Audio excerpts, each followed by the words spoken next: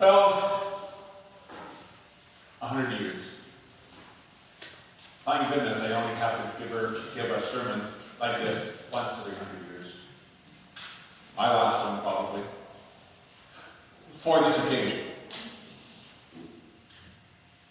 Sorry about that. To celebrate Pentecost and the Spirit and the church and the history and where we are. And surely we must be in the last days, because it talks about tongues of fire and smoke, and my gosh, we got that, don't we? I noticed it flying over this land. The amount of smoke that we're getting from the north on fire. But some are still saying, oh, there's nothing wrong with the environment. We are the United Church of Canada. Americans still want us to be the United Church of Christ. They still have problems with us just being of Canada. And I remind them that when we say we're United Church, Christ is implied. We are an amazing experiment and have been in the leading experiment of faithful people wrestling with their faith in this world. As the theologian once said, the newspaper in one hand and the Bible in the other. Back and forth between the two. We were one of the first denominations to ordain women. 1938. One of the first to accept saying, if you can be a member of the community of faith, and you can be in leadership in the community of faith, and they could not exclude those in the GLBTQ people from the community of faith, therefore they could not remove them from the pulpit. Well, I'm not priested, I'm ordained, but from the people. And the church suffered. But other churches are coming there. Even the Church of Rome is toying with that now, isn't it? It's realizing that people are people, and God's Spirit works in all people. And we are learning that God's Spirit works by the Spirit, not only in us, but in others. That though we once thought we had a monopoly, we're coming to realize we don't. That the Spirit works in many traditions. And as the scriptures say, that if you're working for good, you're not against us. And it's important to remember that as we go from creed to creed. It's good from time to time to share the historic creed. I heard it last Sunday and heard it today. So in 3 languages, English, Hawaiian, Tagalog. But we could add Latin, its original, or Greek, or any other language of the church around this world, the Church Catholic, small c. And it's good to be minded. In this building you study systematic theology, which is based on it. The writings of John Douglas Hall, the volumes he wrote, based on it. Creeds are important. It helps us understand how we understand our relationship with the Holy.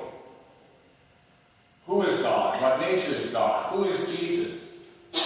How much is Jesus human? How much is divine? What's the blend? We've been looking at this in the courses that we've been doing on Thursday. The complex argument, and there were arguments. And even what we call the new creed, now just the United Church creed, because there's a new one since that. That even when they were meeting in Toronto at St. Clair Avenue West, remember when it was then and not Bloor Street? The national office, the new tower. My gosh, we were so hip and cool, we had an office tower in Toronto. There were arguments. Remember Richard sharing that with you? Richard is one of the last people I know of who was still part of that committee. Richard Delorme, from now living in the West End of Vancouver. That there were disagreements and long arguments, and it took a long time to come up with that. We think, oh, it's just so lovely, and other churches are using it, it was so easy. It wasn't. It's never been easy to get people, scholars together, and define what exactly they believe and don't believe. So I see it as sort of a guide for us as to what is the relationship, and to keep us thinking about those things.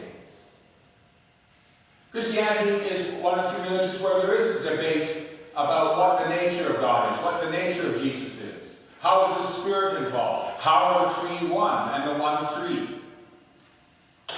It's a debate that you have to work out for yourself. And then that determines then how you live out your faith, if you wish to live out your faith. It can seem cumbersome for some. To repeat them every Sunday, for some, becomes ominous, if not challenging. But there is a point to, as a community, saying, by and large, normally, most Sundays, we agree on these things.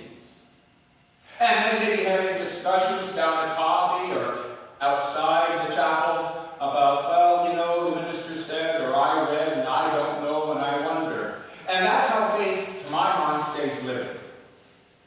It's from creed to creed. And to this passage this morning, I didn't choose the Acts of the Apostle passage, because you know that, and I spared the reader all the list of all the various languages that were at the time of the world that they knew at the time.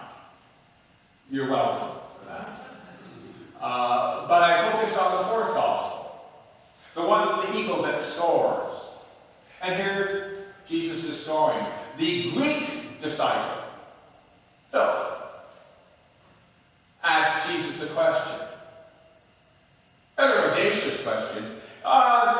Jesus, show us the Father and be cool. And Jesus gives one of the longest passages in the Newer Testament, one of the longest dialogues in this passage. I and the Father are one. If you've seen me, you've seen the Father. How can we say, show us the Father? And if you don't believe the Father, believe what we're doing. And not only that, if you believe in me, you will not only do the things that I have done, you will do what, people? You will do what? It was in the passage. Greater than these. What? You are going to do greater things than Jesus could do. Do you believe that? Do you think Jesus was lying? If you do, we better have a conversation. Jesus is saying, if you're in me and you love me, because if you love me, you will keep my commandments. And if you do, knowing the way the world is, I'm going to send you a lawyer.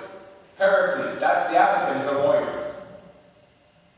I know we've had some lawyers in this community of faith. The United Church has had lawyers that have advised this. They were advising not to welcome the same-sexual community way back when, the dangers of that. They've always been advising. So lawyers can be a bit cautious, a number of them. So we have a lawyer to help us. Because when we try to do great things, sometimes we can offend people, can't you? Who do they think they are? And I'm sure there are those even in the United Church when we've made the changes we've made who have said, who do they think they are? We think we are the United Church of Canada. We think that when we gather together, we are inspired by the Holy Spirit, that Jesus is with us, and Jesus is guiding us, sometimes in spite of ourselves. And we believe that Spirit is pushing us. See, we think, but we believe that the Spirit is present with us. And folks, belief is pretty powerful. If you believe and hope, yes, you can do great things. If you put your hearts and your spirits together and ground them in the teachings of Jesus, yes, you can, to quote another president's famous line. To quote the current one, you're not going to do great things, they're going to be the greatest things of all time. The best, the biggest, the best, the most wonderful ever. Yeah, but you say, well, Reverend, what's happening in the church?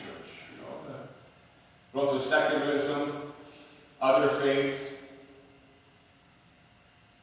Well, this passage just to say, as it does in the Genesis, be fruitful and multiply, it says you're going to be able to do great things. There's no container about numbers in this passage. Certainly, I think there's the hope that we will draw others to the path we're on and the spiritual questioning and the grounding of your faith. To quote the scholar G.K. Chesterton, in What's Wrong with the World, the Christian ideal has not been tried and found wanting. It has been found difficult and left untried. The Christian ideal has not been tried and found wanting. It has been found difficult and left untried. The United Church tries.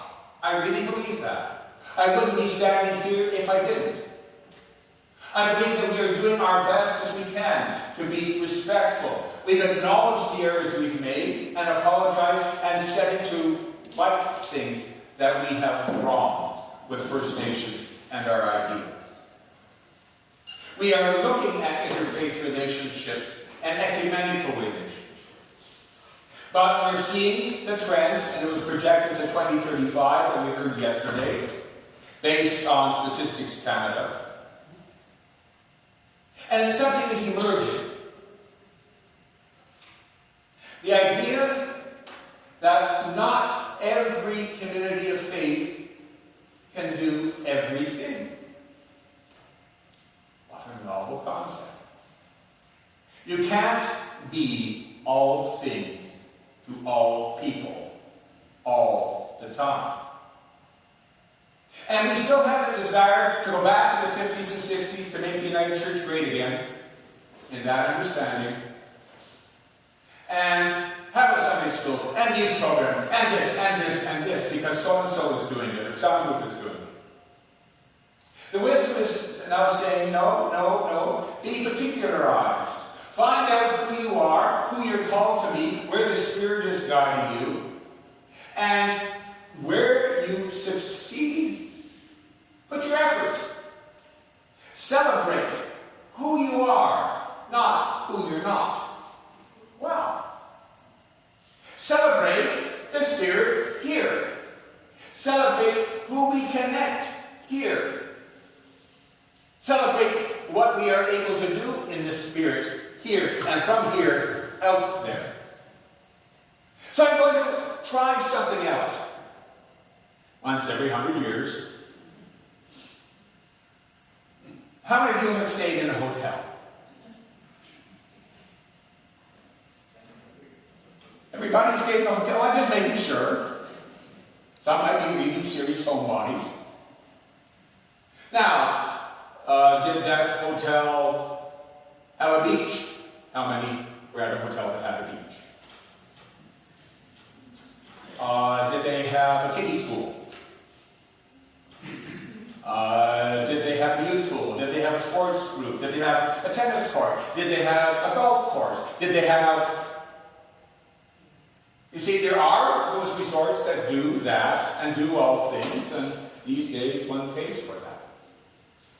But there's a new concept that has emerged, it's been emerged for some time, the boutique hotel. Unique, chic, a place where a select few want to be because it offers certain unique things, location, style, food, whatever. So I'm throwing a 100-year idea out to you. What if we stop talking about Mountainside being a small church and talked about ourselves proudly as being a boutique church? What do you think? I know some might think it could be sounding a little bit elitist, but when we did the survey of this community of faith, we found Phoenix has a bachelor's degree, is empty nester, and on and on. So this is an educated global community of faith. Maybe we are a little, maybe a little. And maybe that's not entirely a bad thing. Maybe be proud of who we are. But being a boutique community, music,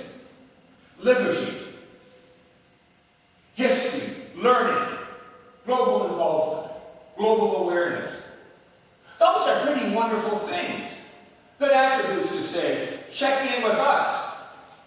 And maybe part of the journey here, being where God has placed us, and I do believe God has placed us here, the fact that the school has opened this to us and us alone, is we know that students come and go. They're with us, they check in, and after a few years they check out. Kind of bound. You don't stay that long in a boutique hotel, but you get the idea. We are open to the fact that some come, some go, some come, some go. And that's part of who we are. But we celebrate the Spirit working in us. And we don't try to do everything and feel bad because we're not doing everything that we once used to do. But celebrate that what we are doing, we're doing very well. And I do believe that. We certainly feast, don't we? And when we feast, and now we're not the only ones, but I don't know many churches that have lupia. I really don't. We've tried different things, but we celebrate, and we'll celebrate today. We're going to celebrate downstairs, and I'm going to tell everybody, in a good sense, let them eat cake. Let us celebrate who we are, where the Spirit has brought us, where the Spirit is guiding us. And let us be assured that in case we err a bit, the Spirit's a lawyer also. Sometimes they're necessary. Happy birthday. And the people shall say,